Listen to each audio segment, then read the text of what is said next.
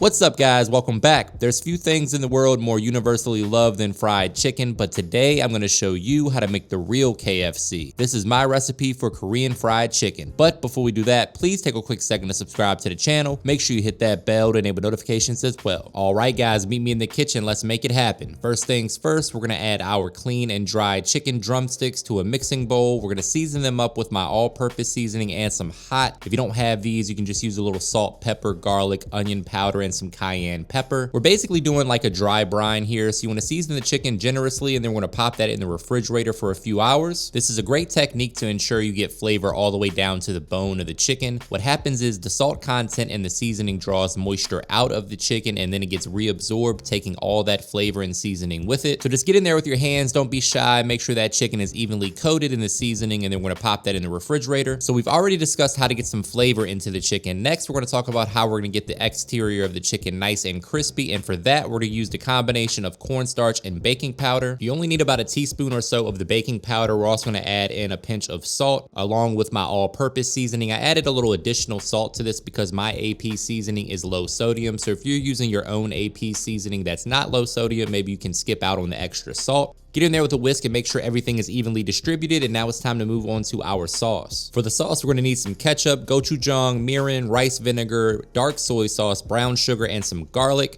We're going to break out a nice sharp knife and mince up the garlic as best we can. You could also use a garlic press or just buy the jarred stuff if you want to. Obviously, fresh is best, but use what you have on hand. We're just going to use the rock and chop method here and dice up the garlic nice and fine. This sauce is phenomenal, guys. I can't wait for you guys to try it. Quick reminder that all the specific measurements and ingredients for this recipe can be found in the description box below, so don't forget to check that out. We're getting the party kicked off for our sauce with some gochujang, which is basically like an Asian flavored hot sauce, followed by some ketchup. We're working over medium-low heat here, going in with the brown sugar and a quarter cup of soy sauce. I'm using low sodium soy sauce here, but you can use whatever you like. And next we're adding in the mirin, which is a sweetened Japanese rice wine. You can find all of this in the international section at your grocery store. We also added in a little rice wine vinegar to add a little bit of acidity to the party. Break out the whisk and mix to combine. You want to bring this up to a gentle simmer and allow it to reduce a little bit. Usually about 3 to 4 minutes or so would do the trick. You want it to thicken up just a touch, which you can kind of see is happening right now. There we go. The sauce is smoother than a 3-day weekend. Make sure you taste it. Taste as you go and adjust the flavor to your preference as always. If you want to spice it up a little bit, you could add a little bit more heat. Or if you want to sweeten it, obviously go in with a little bit more brown sugar. Finally, we're going to add in that garlic and give that a minute or two to kind of steep and infuse its flavor into the sauce. Finally, we're going to go ahead and mix all this together to make sure that it's nice and smooth. So I'm going to add it to a large measuring cup here and use my stick blender or hand blender to blend it until it's nice and smooth.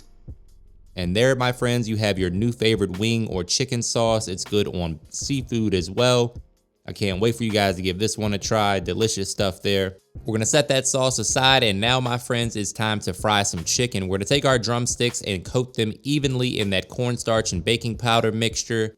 Get in there with your hands and really make sure that they're evenly coated. We don't want any bald spots. Another technique I like to use is to allow the flour time to adhere to the chicken. So I coat it in that cornstarch, place it on a baking sheet with some aluminum foil, and let that hang out for about 15 minutes. That allows the chicken to come up to room temperature a little bit. That way it's not ice cold when you drop it in the oil, and it allows that cornstarch to really stick to that chicken. First things first, we're going to fry the chicken at 325 for about 4 to 5 minutes. This method of double frying the chicken is very popular when you're trying to get an extra crispy piece of chicken and still keep it nice and juicy on the inside. So we're going to fry this chicken for a few minutes, then we're going to remove it from the oil, increase the temperature to 375, and then drop the chicken again for about 2 to 3 minutes or until it's golden brown, crispy, and beautiful. There's a quick peek at how the chicken is looking about half the way through, and now we're going to go ahead and remove the chicken and place it on a wire rack to hang out for a few minutes while we get that temperature up to 375 for our second fry. The second fry at the higher heat is going to make sure that the chicken is super crispy, which is exactly what we're going for this recipe. If you're asking me, that chicken looks pretty damn good already, but we're going to make it look even better here in a minute with the second fry. We're trying to get that heat up to 375. My handy dandy food thermometer lets us know what temperature we're at, so we can be precise about this. Drop the chicken a second time. That's going to ensure that it gets extra crispy, which is very trademark of Korean fried chicken. If you've ever eaten at places like Bonchon, you can agree. There we go. This really takes only a few minutes, guys. Once you see that nice golden brown crust and the internal temperature registers 175 degrees, you know you're good to go. So now we're gonna go ahead and remove the chicken one more time, place that on a wire rack, allow it to cool a little bit and drain. Say it with me, guys, looking good. We're gonna go ahead and add our crispy chicken to that mixing bowl so we can add the sauce to the party. Look at those beautiful drumsticks. You could also do this with thighs or wings. Really any part of the chicken will work. There's the sauce. Now it's time to give them a toss. I'm excited to plate this up and get in there for a taste test. We're gonna toss these just like we would some chicken wings, guys. Same exact concept. Just make sure that they're evenly coated in that delicious sauce that we made. That's definitely a winner. Oh man, that's a quick little money shot. Now it's time to plate this up. Say it with me, guys, looking good. Brace yourself for a trademark money shot. We're gonna go ahead and garnish this up with some toasted sesame seeds. Oh man, look at that. If that's not the prettiest plate of fried chicken I've seen in a long time, then I don't know what is. Going down with some diced chive for a pop of color, because why the hell not? And now, my friends, I'm going in for the taste test. I don't care how hot the chicken is. I can't wait to dig in here. Cheers, my friends. Here we go. We know that one's money. Let me know what you think in the comments. Give your boy a thumbs up. Hit that subscribe button and the bell to enable notifications. And as always, thank you for your support.